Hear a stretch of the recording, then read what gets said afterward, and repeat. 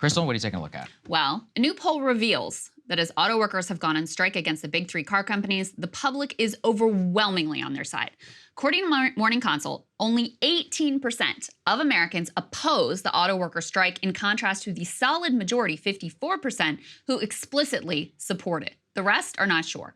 These numbers put opposition to the strike at about the same level of popularity as complete abortion bans and defunding the police. In other words, getting on the wrong side of this strike is politically moronic. Post-pandemic, Americans have become incredibly clear about their disgust for corporate greed and their support for the workers who our nation relies on every single day just to function.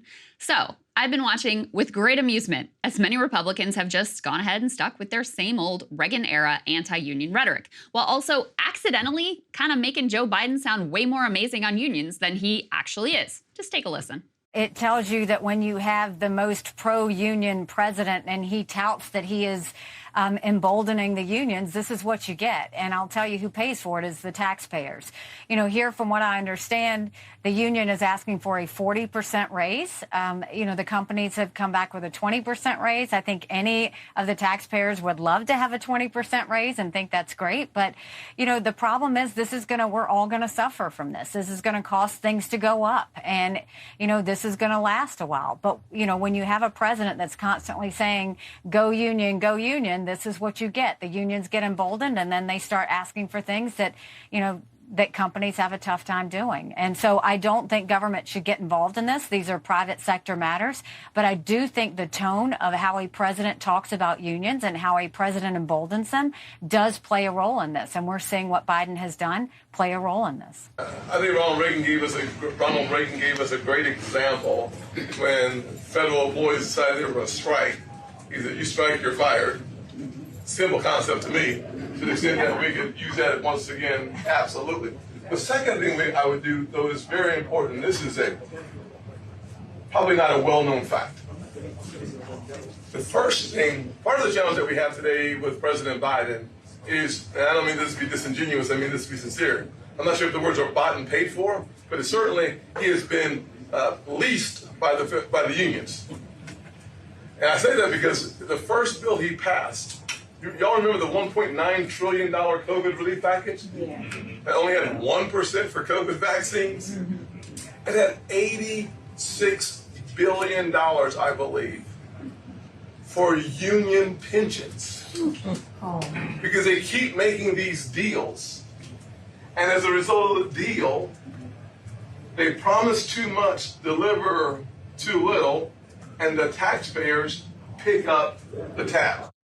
All of this stuff, these strikes, these UAW strikes, again, are just part of a broader whole picture here, which is that the unions have paid off Joe Biden and the Democratic Party for literally decades on end. And finally, they got their man in the White House, the most pro-union president since Barack Obama, and probably more pro-union even than Barack Obama, who's too elitist. Joe Biden has been in the pocket of the union since day one in Wilmington, Delaware. Well, now all of these unions are seeing their moment to shine. It is amazing how we can keep relearning the same lessons over and over and over again. Nikki Haley, by the way, goes on to proudly describe herself as a union buster. Tim Scott, as you heard there, apparently thinks that all workers exercising their rights to take collective action should just be summarily fired. No wonder these two are big donor favorites. In a way, I actually, though, kind of appreciate the anti-worker clarity of their message as opposed to Trump, who wants to signal symbolic support for workers, in spite of the fact that his administration was stuffed with aggressive union busters, which fits with his business track record also as an aggressive union buster. But Haley, Scott, and Shapiro here are giving Biden an accidental assist when they basically accept his rhetoric of being the most pro-union president in history. This is, of course, a wild overstatement. It is true. Biden is way more pro-union than Barack Obama or any other president in my lifetime. His National Labor Relations Board has been phenomenal, as has his rhetoric on this particular strike. But I am quite sure it will come as a surprise to Sean Fain and a lot of other union workers and leadership that Biden is a, quote, 100% union shill. After all, the UAW has held their endorsement over frustration that EV incentives for new factories did not include requirements that those jobs be union. They might also want to talk to the rail workers who saw the White House work with rail bosses to cram down a deal that blocked their ability to strike. So yeah, he is better than Obama. He is better than Clinton. He is wildly better than Trump, W. Bush, or Reagan. But he could do a hell of a lot more than he has done. This commentary also completely denies workers any power or agency. It was not Joe Biden who voted to authorize these strikes. It was rank-and-file workers who elected Sean Fain because of his more militant approach and voted almost unanimously to go out on this strike. These workers bailed on the automakers in 2008. They have every reason to demand that their jobs be decent jobs at a time when automakers are turning massive profits and issuing billions in stock buybacks. After all, these companies have spent $66 billion in stock buybacks and dividends over the past 10 years. According to Robert Reich, this would be enough to hand out $440,000 to every single one of the striking auto workers. So spare me your tears for the billionaires and their multinational corporations here. Now, for Haley and Scott, this is just kind of knee-jerk Reagan Republicanism. It's like a doll that you pull a string and Chamber of Commerce anti-union talking points come out.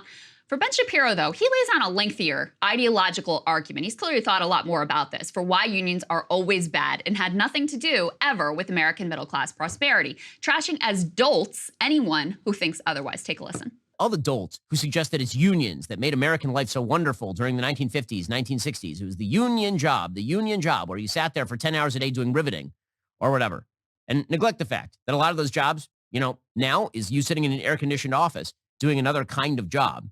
And that your grandfather, who had to sit out there in the factory doing the riveting, would kill for your job right now? Put that aside. The fact is that the real reason America boomed during the 1950s is because every other place on earth was on fire during the 1940s. So first of all, I don't think anyone's suggesting that blue-collar work is easier or more desirable than cushy office jobs. On the contrary, the fact that auto workers are doing demanding, difficult, physically taxing jobs only makes the case stronger for good pay and good benefits. But the evidence on unions helping to build the American dream, it's really pretty indisputable. This chart right here, this says it all. So the blue line is union density, which has been on a steady decline since the 1970s. The red line is middle class share of income. Lo and behold, as unions lost power and traction in our economy, the middle class fell off a cliff. More accurately, they were pushed off a cliff.